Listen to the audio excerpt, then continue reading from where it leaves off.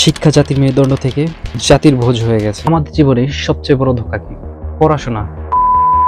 বর্তমান সময়ে সবচেয়ে বড় একটা ধোঁকা। আমাদের সমাজে একটা বট মন্ত্র আছে, পড়াশোনা করো, না হলে জীবনে কিছুই করতে পারবে না। সত্যি কি পড়াশোনা করে সফলতা পাওয়া যায়? চলেন দেখি এই ধোঁকার যাত্রা শুরু কোথা থেকে। স্কুলে কিভাবে আমাদের ব্রেন ওয়াশ করা হয়। ছোটবেলায় শুনেছি যদি ভালো ফল করো তাহলে চকলেট পাবে, তারপর ডাক্তার ইঞ্জিনিয়ার হবা, এবং শেষে বয়স যদি 25 পেরোয় চাকরি নেই। তাহলে সফলতা কোথায়? 15 বছর সময় নষ্ট করে 15-20 লাখ টাকা খরচ করে 15,000 টাকা চাকরির জন্য। স্কুলে শেখে কাব্য, গণিত, ইতিহাস, কিন্তু শেখায় না ইন্টারভিউ দিতে গেলে হাত পা কেন কাঁপে। সিকিউরিটি গার্ডের চেয়ে কম বেতন পায় অনেক গ্র্যাজুয়েট। তাহলে প্রশ্ন জাগে, এতগুলো বছর বইয়ের নিচে চাপা পড়ে লাভটা কি? একজন বলছে আমি ফার্স্ট ক্লাস পেয়েছি, কিন্তু এখন আমি ডেলিভারি বয় চাকরি করি। পড়াশোনা করে উচ্চশিক্ষা পেয়েও কেউ কেউ এখনো বেকার।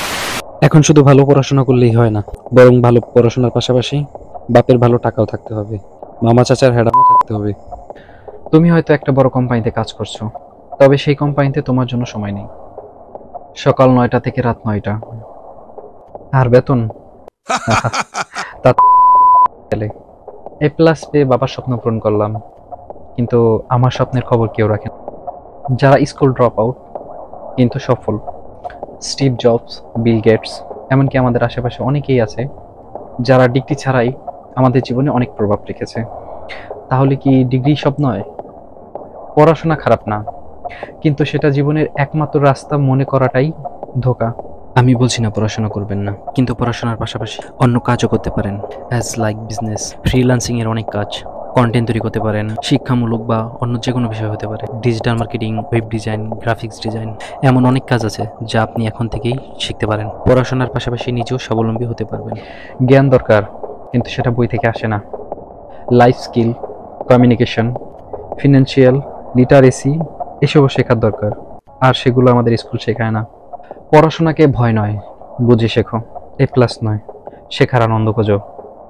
ডিগ্রি একটা কাগজ, জীবন একটা আর্ট, আর তোমার শিক্ষা তখনই সার্থক যখন তুমি নিজেকে খুঁজে পাও শেখার মাঝে, চাকরির মাঝে না। প্রতি বছর পাশের হার 80% করা হয়েছে। দেশে এখন 4.83% শিক্ষিত বেকার রয়েছে, যা প্রায় 28 লাখ বেকার অফিসিয়ালি। কিন্তু বেকারের সংজ্ঞায় মার পেছে এটাই সত্য।